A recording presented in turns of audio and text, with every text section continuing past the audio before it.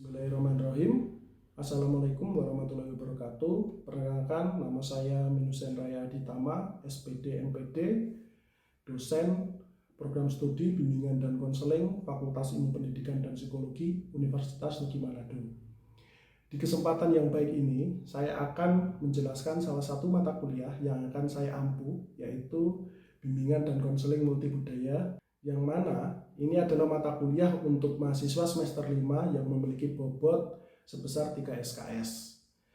Adapun capaian pembelajaran dalam mata kuliah ini adalah yang pertama, mahasiswa mampu mengidentifikasi tentang hakikat budaya, psikologi lintas budaya, dan bimbingan konseling lintas budaya. Selanjutnya yang kedua, mahasiswa memahami transisi budaya dan perkembangan individu. Yang ketiga, mahasiswa mengenal apa itu social behavior, personality atau kepribadian dalam budaya, kognisi dalam budaya, emosi dalam budaya, persepsi dalam budaya. Yang keempat, mahasiswa mampu memahami akulturasi dan hubungan antar budaya, serta memahami ras, jenis kelamin, dan orientasi seksual dalam bimbingan konseling multibudaya. Dan yang terakhir, yang kelima adalah mahasiswa mampu memahami hambatan dalam konseling dan terapi multikultural, memahami strategi intervensi dalam bimbingan dan konseling multibudaya, serta memahami dan menerapkan konseling kelompok minoritas. Nah, berikut saya akan menjelaskan deskripsi singkat tentang mata kuliah ini. Mata kuliah ini mengkaji tentang konsep dasar bimbingan dan konseling multibudaya, teori dan tugas perkembangan, serta penerapannya. Nah, realitas, perbedaan individu, dan penerapannya dalam dunia pendidikan seperti apa, teori dan konsep belajar serta penerapannya dalam dunia pendidikan, dan konsep dasar evaluasi dalam dunia pendidikan. Kajian mata kuliah ini dilakukan dengan membuat tugas kelompok, dengan mereview materi kuliah dari berbagai sumber yang disusun menjadi makalah, dan dipresentasikan di kelas. Penilaian perkuliahan dilakukan dengan menilai kehadiran, keaktifan dalam pembelajaran ataupun perkuliahan, hasil penugasan yang berupa tugas individu dan juga tugas kelompok. Selanjutnya ada ujian tengah semester dan juga ujian akhir semester. Tidak lupa juga kami melakukan penilaian berdasarkan sikap ataupun afektif. Untuk mendalami berbagai potensi yang dimiliki setiap mahasiswa, kami telah menerapkan metode pembelajaran yang mendukung konsep Merdeka Belajar Kampus Merdeka. Nah, yang mana hal tersebut tertuang dalam metode pembelajaran yang telah kami susun sebagai berikut. Yang pertama ada contextual learning, yaitu untuk memperdalam keilmuan dan praktik mahasiswa dalam memahami konteks kehidupan sehari-hari dan juga di masyarakat. Yang kedua ada small group discussion yang digunakan untuk mendiskusikan berbagai topik dalam mata kuliah. Yang ketiga ada collaborative learning yang melibatkan masyarakat dan juga sekolah. Dan yang terakhir keempat ada project based learning yang mana dilakukan menggunakan pendekatan studi kasus ataupun case method di lingkungan masyarakat dan juga sekolah. Untuk sistem bobotnya sendiri dalam menilai evaluasi mata kuliah ini, saya dan tim sudah membagi menjadi 6 kategori. Yang pertama ada kehadiran dan keaktifan, di mana memiliki bobot persentase 20%, tugas mandiri 10%, tugas kelompok 10%, ujian tengah semester 20%, ujian akhir semester 30%, dan sikap ataupun afektif sebesar 10%. Dalam pemberian nilai ini, kami dan tim berupaya sekooperatif mungkin untuk menyediakan layanan remedial tentunya. Nah, bagi mahasiswa yang merasa nilainya kurang memenuhi. Nah, remedial ini kami lakukan sebelum penutupan portal penilaian itu dilakukan. Atau kami juga mengikuti sesuai dengan petunjuk jadwal akademik dari universitas. Berikutnya saya akan tampilkan video pembelajaran terkait dengan mata kuliah bimbingan dan konseling multikultural ini. Selamat menyaksikan. Assalamualaikum warahmatullahi wabarakatuh. Waalaikumsalam warahmatullahi wabarakatuh. Selamat siang. Siang Pak. Gimana kabar kalian? Alhamdulillah baik. Oke, teman-teman semuanya, kita hari ini sudah masuk ke pertemuan kedua ya. Di pertemuan pertama kemarin kita membahas tentang kontrak mata kuliah kita tentang konseling lintas budaya berkaitan sama dasar MK ini seperti apa, tujuannya seperti apa, terus nanti luarannya seperti apa, dan ada sedikit luaran itu saya bagi juga kelompok ya, kelompok untuk diskusi nantinya ke setiap pertemuan yang nantinya akan dibahas. Nah, karena ini mata kuliah ini berbentuk case method ataupun studi kasus, jadi nanti pertemuan berikutnya ya, di pertemuan ini nanti juga akan ada di akhir saya akan memberikan tulis ke kalian untuk penugasan tentang studi kasus, dan juga nanti dari luaran yang minggu lalu kan sudah saya sampaikan berbentuk base project. Nantinya dari luaran ini mata kuliah ini kalian harus membuat sebuah artikel dan juga laporan terkait dengan kondisi-kondisi ya, studi kasus yang sudah kalian lakukan di masyarakat. Nah, itu aja sedikit gambaran ya dari mata kuliah kita. Pertemuan pertama ini nanti dan seterusnya. Sekalian flashback ke pertemuan minggu lalu. Oke. Nah, di pertemuan kedua ini akan lebih spesifik. Saya akan bahas tentang pengertian dari konseling lintas budaya, terus masuk ke sejarahnya seperti apa, terus hal-hal yang berkaitan dengan biasanya muncul ya, di konseling lintas budaya itu seperti apa, istilah-istilahnya di konseling lintas budaya atau pertemuan budaya ya. Dan yang terakhir itu perilaku ataupun pelaku konseling lintas budaya seperti apa yang bagus. Ada juga aspek yang harus dipenuhi di konseling lintas budaya. Nah, ini sebagai dasar kita kan mengenal di lingkungan sekolah itu tidak cuma mahasiswa orang Jawa semua, pertama kita di Manado ya. Di Manado ini kan ada orang yang tidak, ya, orang Maluku Utara, ada orang Ternate yang paling banyak kok, Gorontalo yang budayanya kan tidak Kristen, ada Hindu juga ada, orang keturunan Bali ada. Nah itu semuanya menyatu jadi satu. Nah ketika itu ada di lingkungan sekolah ya, itu konseling lintas budaya itu sangat berpengaruh terhadap namanya proses berjalannya ataupun ketika ada masalah berkaitan dengan konseling yang beda budaya itu bisa diatasi dengan nanti mata kuliah tadi. Nah kita masuk ke materi. Ini gambar tentang film ya, sebuah film. Ini jangan dilihat dari sini. Bukan saya iklan ya. Pernah nonton film ini? Pernah. Dia belum? Setidaknya sekali saja. Ini pemerannya siapa ini?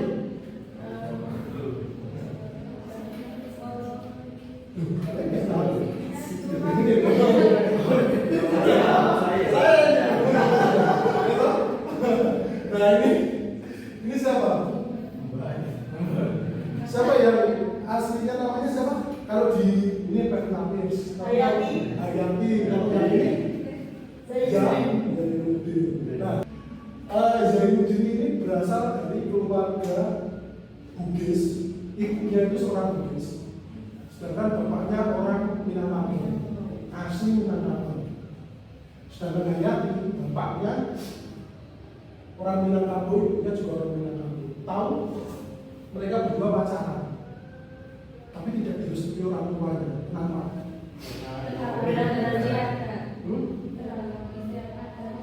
Terhalang adat istiadat seperti apa? Budayanya berbeda. Budayanya ekonomi. Ini terkait dengan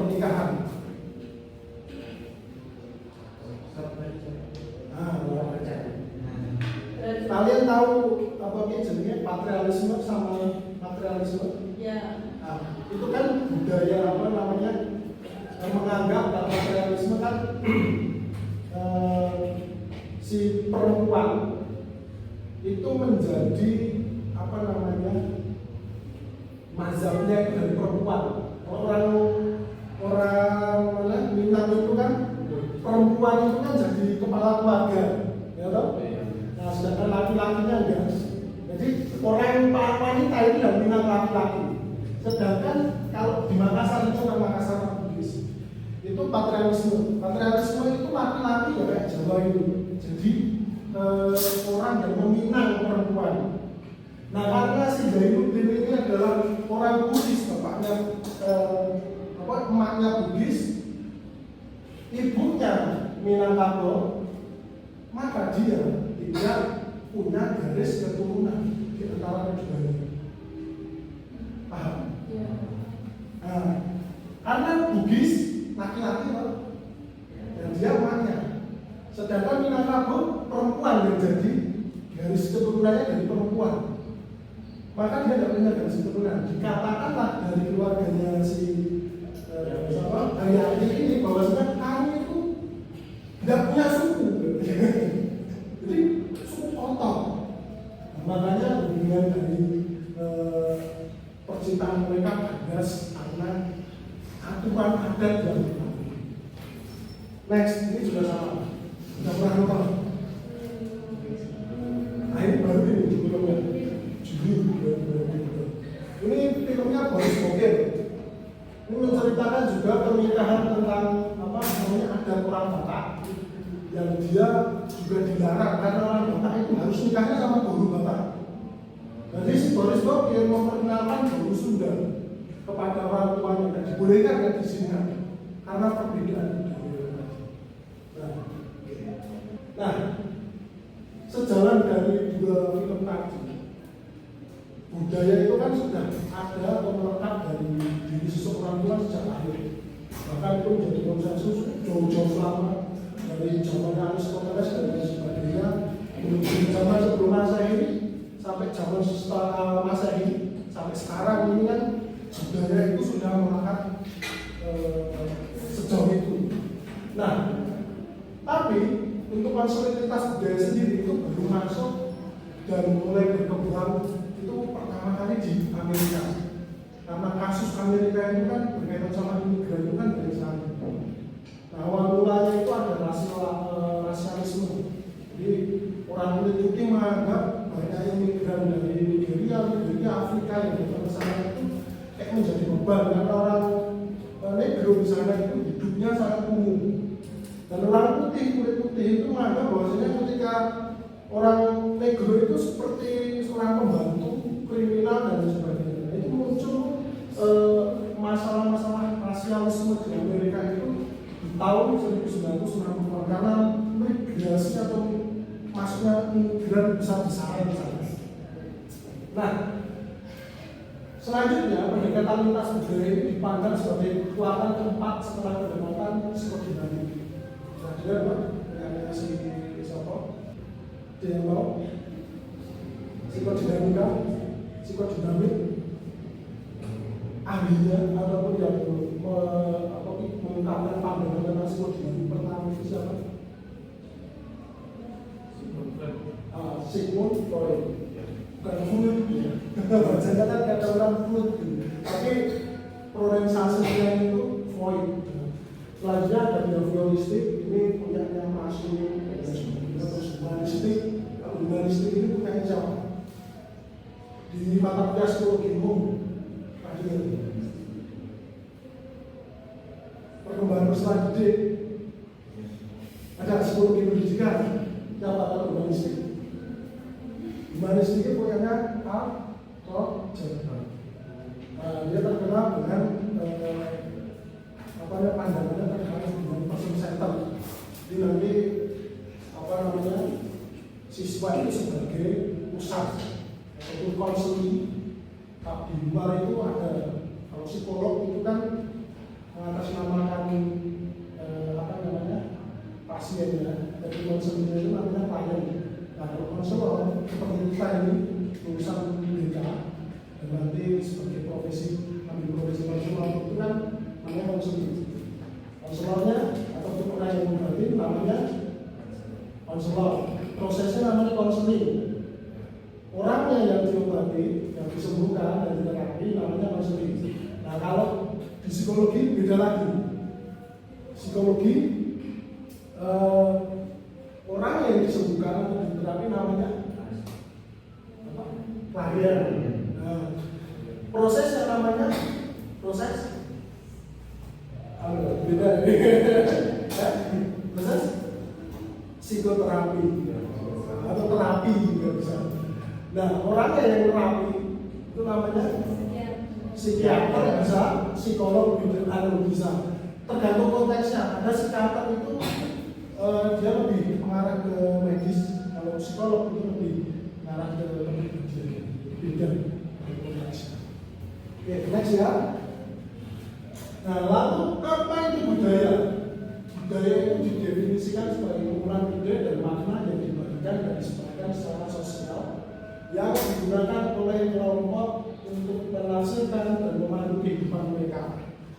Jadi secara konseptual ini budaya ini dinamakan sebagai konsep multidimensional yang mencakup realitas kolektif dan sikap, perilaku dan nilai-nilai yang dibentuk dan diperkuat oleh banyak orang.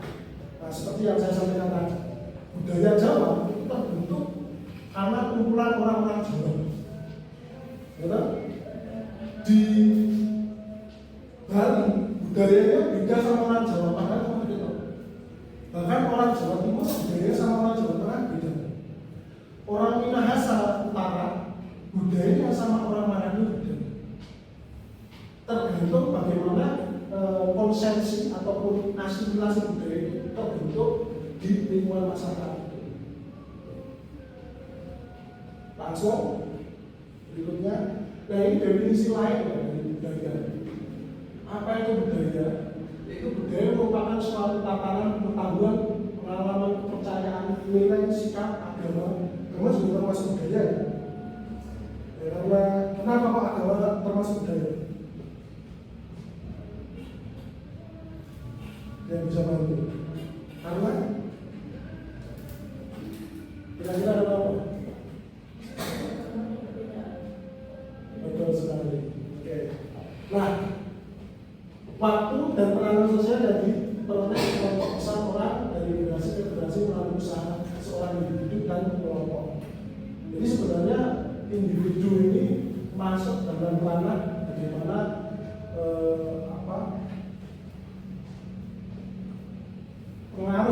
pengaruh. Jadi ketika kalau zaman modern ini kan orang lebih gampang nyebarin budaya lewat media sosial. Contohnya apa? Yang lagi tren, saya goyang gembor. Goyang gembor itu disebarkan oleh satu orang. Satu Indonesia bikin budaya goyang gembor lewat TikTok. Ya kan? Satu orang yang bikin individu. Nah, akhirnya diakui oleh kelompok banyak orang. Selain itu apa?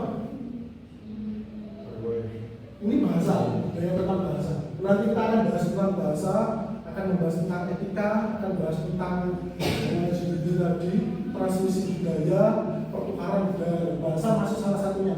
Nah, ini budaya terkait dengan bahasa.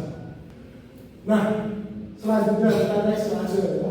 Suatu budaya membentuk diri individu akan melakukan dan menjadikan sesuatu itu apa adanya. Jadi sesuatu yang dibentuk dari budaya itu kayak tadi yang kita bilang tentang bahasa itu tadi itu terbentuk menjadi apa adanya. Jadi nggak ada istilahnya apa yang dinamakan dengan dibuat-buat. Nah, budaya merupakan suatu adat istiadat yang sudah melekat pada diri seseorang. Jadi secara lain sudah punya budaya yang sama seperti yang sebelumnya tadi. Terus yang terakhir ada budaya menjadi faktor utama dalam kebiasaan yang tanpa sadar seseorang lakukan dan berpengaruh dalam kehidupannya sehari-hari. Jadi ini kalau bahas tentang yang terakhir itu kita bahas tentang psikodinamika. Ketika kita melakukan sebuah budaya kayak seorang ini anak muda ketemu sama yang lebih tua ataupun santri ketemu sama Gus, gitu? Itu dari SMP, SD, SMP, SMA misalnya dia sudah ada di pesantren. Tiap hari kalau ketemu Gus cium tangan, nunduk dulu. Dia lulus ketemu sama Gus itu, ya kan? Itu sudah menjadi kebiasaan sehari-hari dan akan berpengaruh nanti ke depannya. Nah, orang lain yang melihat seperti itu, ketika dia bukan berasal dari satu, akan berpendapat lain, benar nggak? Terlalu berlebihan. Nah, ini berkaitan dengan dampak ataupun pengaruh dalam kehidupan sehari-hari. Next, sudah azan. Kita lanjut dulu. Oke, kita lanjut ya. Ada lagi sepakat sebagai azan. Nah, selanjutnya kan itu tadi kalau kita sudah membahas tentang melihat apa itu budaya, sekarang kita melihat apa itu psikologi lintas budaya ataupun psikologi lintas budaya dulu. Nanti baru ke konseling lintas budaya. Nah, psikologi lintas budaya adalah studi ilmiah tentang variasi perilaku manusia dengan mempertimbangkan cara-cara di dalam perilaku tersebut dipengaruhi oleh konteks budaya. Jadi dari psikologi lintas budaya ini kita mempelajari bagaimana manusia itu berperilaku dari konteks budaya yang dia anut.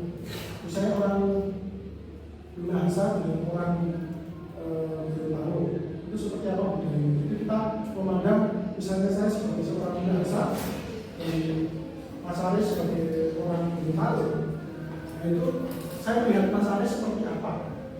Itu konteks dalam psikologi lintas budaya, melihat seseorang dari sudut pandang budaya yang berbeda. Nah, kita masuk ke konseling lintas budaya.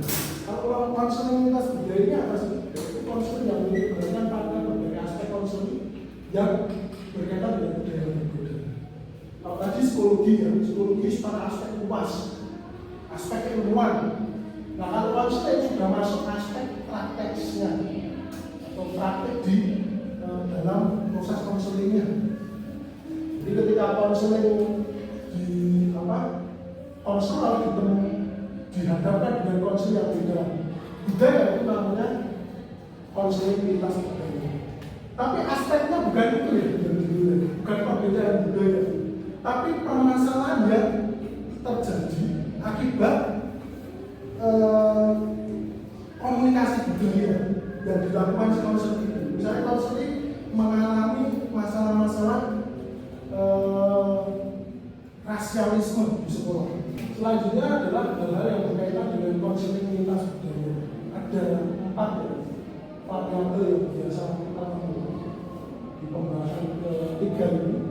Itu hal-hal yang berkaitan dengan konseling lintas budaya yang biasanya sering muncul ketika ada di sebuah proses konseling. Yang pertama ada namanya etik. Etik ini mengacu pada kebenaran atau prinsip yang universal.